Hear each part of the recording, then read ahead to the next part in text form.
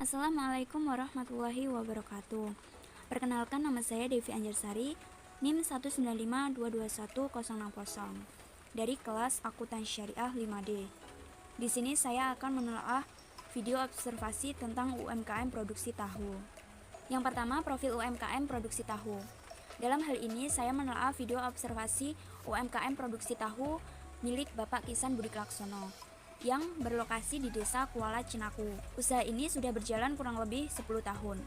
Produk yang dihasilkan yaitu tahu.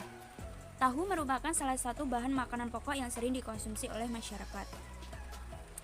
Yang kedua, permasalahan UMKM produksi tahu dalam video observasi.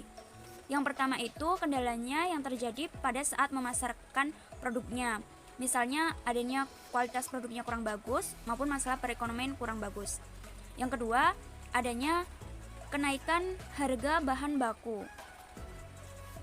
Yang ketiga, teori yang mendasari permasalahan UMKM produksi tahu dalam video observasi.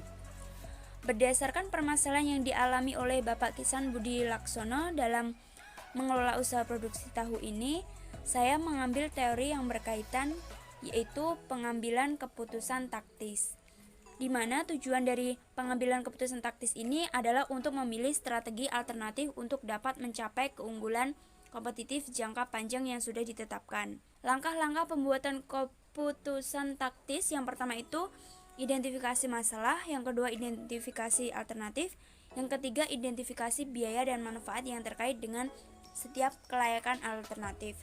Yang keempat, membandingkan biaya dan manfaat yang relevan dari masing-masing alternatif. Yang kelima, menilai faktor-faktor kualitatif. Dan keenam, membuat keputusan. Yang keempat, keterkaitan permasalahan dengan teori pengambilan keputusan taktis. Langkah yang pertama, identifikasi masalah. Ada dua masalah. Yang pertama, meningkatnya harga bahan baku. Yang kedua, penurunan laba usaha. Langkah yang kedua, identifikasi alternatif. Yang pertama, mengganti bahan baku kedelai impor dengan kedelai lokal yang harganya lebih murah. Mengurangi ukuran tahu dengan mengurangi volume produksi. Yang ketiga, menambah inovasi produksi. Yang langkah ketiga yaitu identifikasi biaya dan manfaat yang terkait dengan setiap kelayakan alternatif. Pertama, di sini adanya biaya bahan baku. Yang kedua, adanya biaya tenaga kerja langsung. Dan ketiga, adanya biaya overhead pabrik variabel. Di sini total biaya yang dikeluarkan per produksi itu sebesar 1.150.000 dan untuk per bulannya sebesar 19.500.000. Untuk total penjualan per bulan sebesar 21 juta. Langkah keempat, membandingkan biaya dan manfaat yang relevan dari masing-masing alternatif. Yang pertama, mengganti bahan baku kedelai impor dengan kedelai lokal yang harganya lebih murah.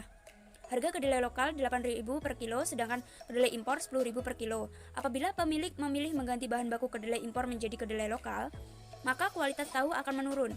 Hal ini mengakibatkan pembeli kurang tertarik untuk membeli tahu tersebut, sehingga diestimasi penurunan penjualan sebesar 5% apabila mengganti kedelai impor menjadi kedelai lokal. Nah, di sini terdapat tabel perbandingan antara mempertahankan kedelai impor dan mengganti dengan kedelai lokal.